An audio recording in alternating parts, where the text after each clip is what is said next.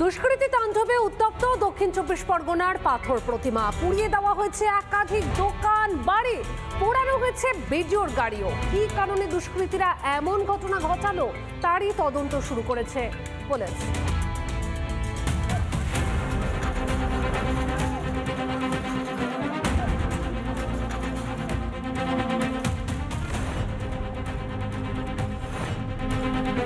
রাতের অন্ধকারে দুষ্কৃতী তাণ্ডব, একের পর এক দোকান, বাড়িতে আগুন লাগিয়ে দেওয়ার অভিযোগ।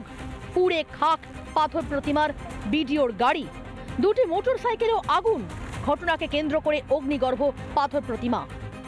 কোনো এক দুষ্কৃতিকারী কিংবা তার দলগতভাবে সেখানে তিনটে ঘরে আগুন লাগায়। একটা হচ্ছে চা দোকান, একটা হচ্ছে চা তেলে ভাজা মুখ, আর একটা হচ্ছে সেলুন। তিনটে ঘর একেবারে গোয়াল এবং রান্নাঘর একসঙ্গে ছিল। সেই গোয়ালে আগুন লাগিয়ে সেই একটা জার্সি গাই এবং বাছুর, জার্সি গাইতে মারা গেছে।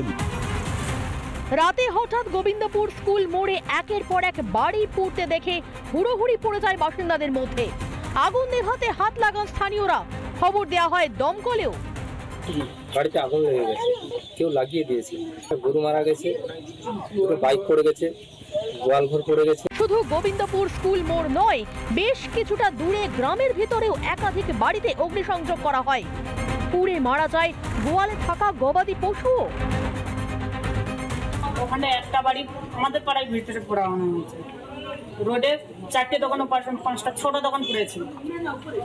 দুটো কুবের পাড়াতে একটা গাড়ি পুড়েছে, দুটো বাড়ি পুড়েছে। একটা বাড়িতে 3টে গরু এবং ঘর পুড়ে গেছে। গাড়ি ছিল, ওদের ড্রাইভার ওখানটা গাড়ি থেকে বিডিওর গাড়ি। খবর পেয়ে এলাকায় যান পাথর প্রতিমার তৃণমূল বিধায়ক সমীর জানা। শান্ত পাথর প্রতিমাকে অশান্তির পরিবেশে যারা মোড়কে আজকে ভর্তি করে দেওয়ার চেষ্টা করলো, এই যে নজিরবিহীন ঘটনা, এটা তীব্র ধিক্কার জানায় এবং এর জন্য যা যা করণীয় এটা প্রশাসনের কাছে যেমন বলবো। হামলার নেপথ্যে কে বা কারা তা নিয়ে ধন্দে পুলিশ। দোষীদের খোঁজে তল্লাশি পুলিশের। রিপাবলিক বাংলা।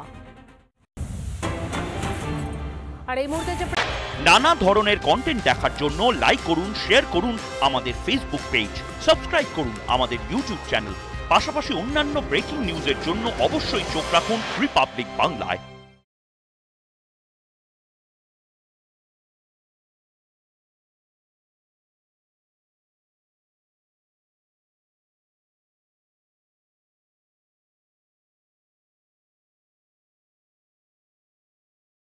নানা ধরনের কন্টেন্ট দেখার জন্য লাইক করুন, শেয়ার করুন আমাদের ফেসবুক পেজ, সাবস্ক্রাইব করুন আমাদের ইউটিউব চ্যানেল। পাশাপাশি অন্যান্য ব্রেকিং নিউজের জন্য অবশ্যই চোখ রাখুন রিপাবলিক বাংলায়।